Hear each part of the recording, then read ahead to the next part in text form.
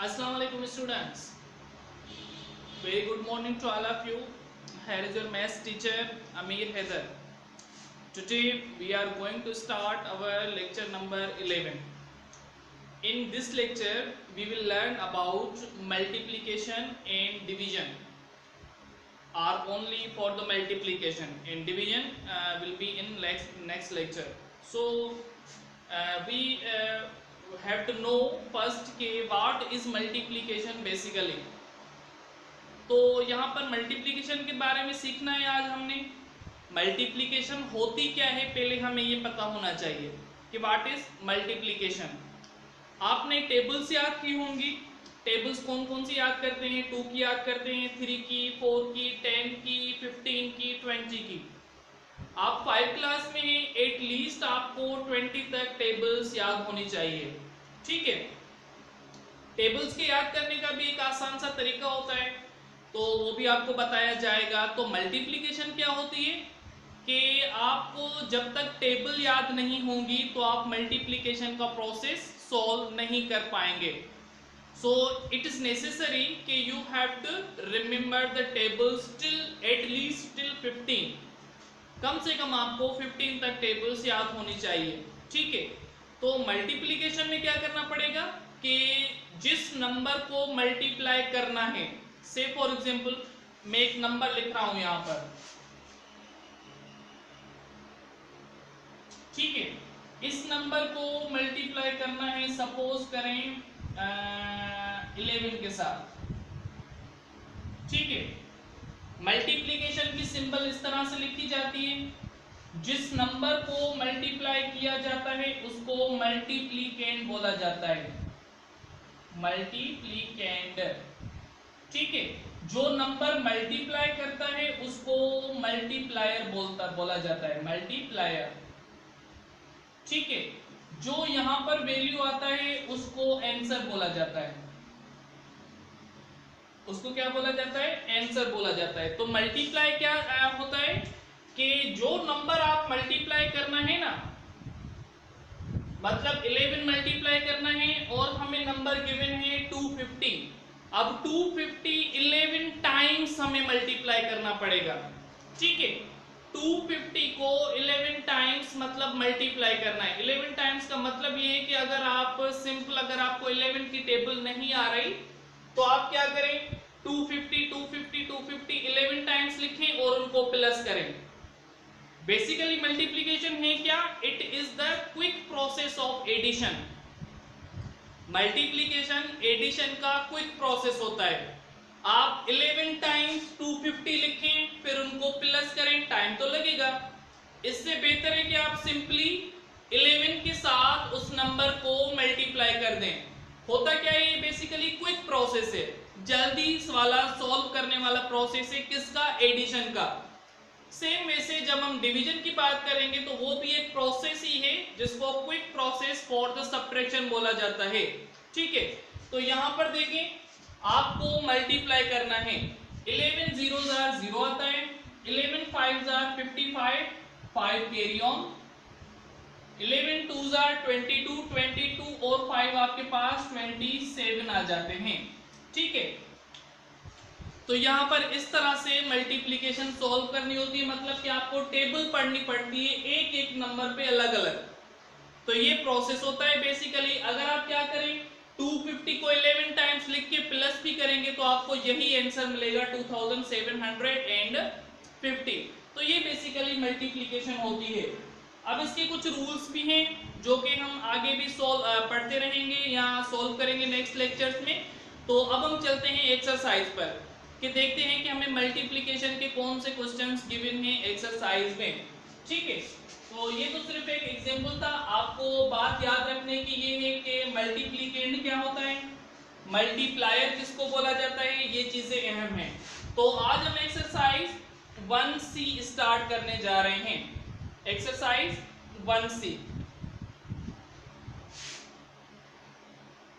Exercise है 1C। ठीक है। इसका क्वेश्चन नंबर 1 और 2 तो आपके पास fill in the blanks, true false और मल्टीपल चॉइस क्वेश्चन से। हम क्वेश्चन नंबर 4 से स्टार्ट कर रहे हैं। Question number 4. Question number 4 says that K multiply the following number by 10.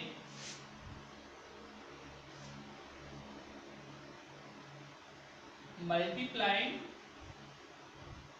the following numbers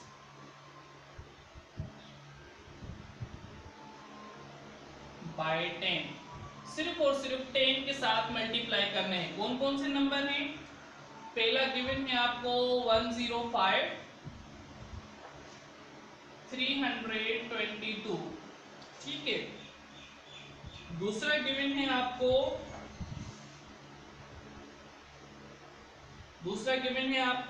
793,000 and 500, ठीक है। तीसरा भी है तो वो आपको जाएगा होमवर्क में, देखते हैं कि आगे वो कौन से क्वेश्चंस आ रहे हैं बाकी।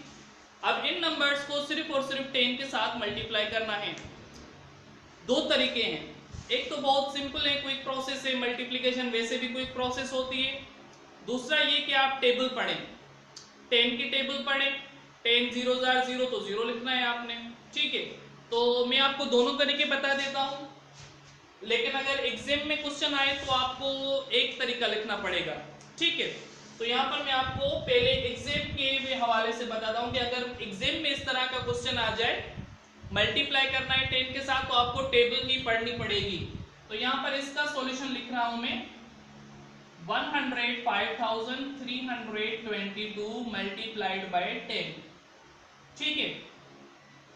10 2 20, 0 इधर 2 ऊपर चले गए, 10 2 20 प्लस 2 22, 2 इधर 2 ऊपर चले गए, 10 3 30, 30 प्लस 2 आपके पास 32 आ जाते हैं, तो 2 इधर एंड 3 ऊपर चले गए, 10 5 50, 50 प्लस 3 हो जाते हैं आपके पास 53, तो 5 आपके पास ऊपर चले गए, 10 0 0, 0 प्लस 5 आपके पास 5 आ जाते हैं, 10 1 आपके पास 10 ही आ जाता है, ठीक है।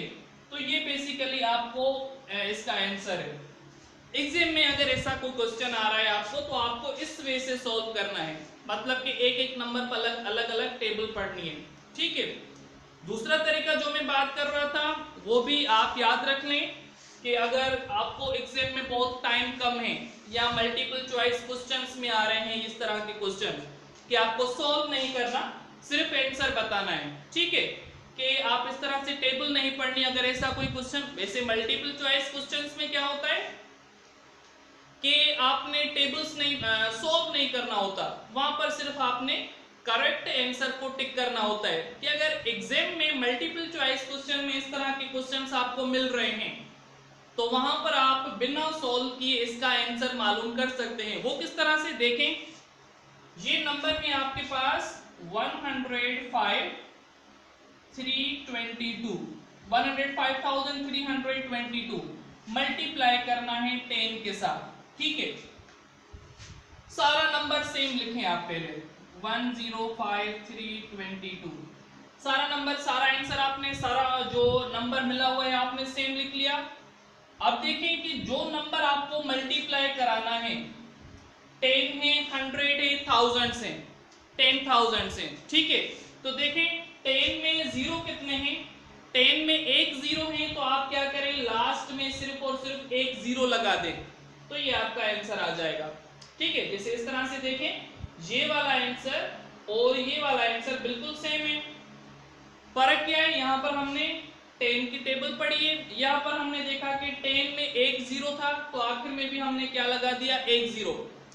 अगर यही क्वेश्चन यहाँ पर 100 लिखा हुआ होता, 100, तो देखते हैं कि 100 में 2 जीरो है, तो यहाँ पर भी हम क्या लगाते, 2 जीरो लगा देते। अगर मल्टीपल चॉइस क्वेश्चन में इस तरह के क्वेश्चंस मिल रहे हैं, तो आप इस वे से सॉल्व करेंगे, जल्दी में आपको आंसर मिल जाएगा।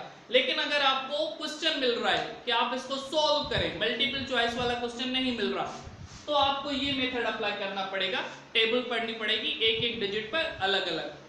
दूसरा नंबर देखें, जो बी वाला पार्ट मिला हुआ है, इसका solution 793,500 multiplied by 10। 10 zeros are 0, 10 zeros are 0, 10 fives are 50, 5 carry on, and 10 threes are 30 plus 5, 35, 3 carry on, 10 nines are 90, 90 plus 3, 93, and 9 carry on. Then 10 sevens are 70, 70 plus 9 it will be 79. तो ये आपका answer आ गया। अगर दूसरे तरीके से करना चाहें, जैसे ये वाला मेथड, अगर यही क्वेश्चन आपको एग्जाम एमसीक्यूज में मिल रहा है तो आप क्या करेंगे, 793,500 इसको 10 के साथ मल्टीप्लाई करना है। पहले तो ये वाला नंबर आप पूरा सेम लिखेंगे, ठीक है, फिर देखेंगे नंबर जो मल्टीप्लाई करना है 10 है, 100 है, 1000 है, तो उसमें जीरो कितने हैं, एक जीरो है, तो आपने एक जीरो लगा दिया। ये वाला आंसर और ये वाला आंसर फिर क्या बन जाएगा, सेम बन जाएगा, ठीक है। तो ये क्वेश्चन होपफुली आपको समझ में आ रहे होंगे। तो तीसरा क्वेश्चन है, इसका जो थर्ड पार्ट है वो है सी, ठीक है। सी देखें, यहां पर मिला हुआ है 836,011 मल्टीप्लाई किसके साथ करना है, 10 के साथ मल्टीप्लाई करना है। बहुत सिंपल, 836 मल्टीप्लाई बाय 10, ठीक है। तो यहाँ पर आपने 10 के साथ मल्टीप्लाई कर दिया है। 10 1 जार 10, तो यहाँ पर 0 1 ऊपर, 10 1 जार 10 प्लस 1 11 1 ऊपर, 10 0 जार 0 प्लस 1 आपके पास 1 आ गया, 10 6 जार 6 60, तो यहाँ पर 0 6 ऊपर चले गए, 10 3 जार 30 30 के 30 प्लस 6 ये आ गया आपके पास 36, तो यहाँ पर 6 3 ऊपर चले गए। क्लियर हो रही है बातें क्लियर? तो यहाँ पर आपके पास 36 3 ऊपर चले गए, 10 8 जार 80 80 प्लस 3 83, तो यहाँ पर आपने लिखना पड़ेगा 83, ठीक है। तो ये होगी आपके पास मल्टीप्लिकेशन। सेम वे से अगर आप दूसरे तरीके से करना चाहें तो ये आ गया आपके पास 36011 मल्टीप्लाइड बाय 10, सेम नंबर आप लिखें पूरा, इसको एक जीरो है तो यहाँ पर भी एक जीरो दे दें, ये वाला आंसर और फिर ये वाला आंसर क्या हो जाएंगे, मैच हो जाएंगे, ठीक है। तो ये आपने एग्जाम के हवाले से भी सीखा। मल्टीपल चॉइस क्वेश्चंस में अगर इस तरह के क्वेश्चंस मिल रहे हैं तो वो भी आपने सीख लिया, ठीक है।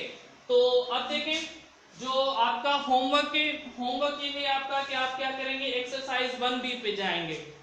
1B एक्सरसाइज में हमने 2 क्वेश्चन रिमेनिंग कर दिए थे, छोड़ दिए थे। एक था आपका, बल्कि 3 क्वेश्चन 1 2 एंड 3, 1 2 एंड 3। एक है आपके पास फिल इन द ब्लैंक्स, दूसरा था state whether the following are true or false, तीसरा है multiple choice question, it means you have to tick the correct question. तो वो तीनों आपके होमवर्क में जाएंगे, ठीक है। तो आज हमने मल्टीप्लिकेशन के बारे में पढ़ा, तो आज का हम लेक्चर यहीं पे खत्म करते हैं। इंशाल्लाह हम अपने अगले लेक्चर्स में मजीद बातें सीखेंगे एक्सरसाइज में से। तो तब तक अपना ख्याल रखिएगा, होमवर्क शेयर करके व्हाट्सएप ग्रुप में शेयर कर दें। Thank you so much.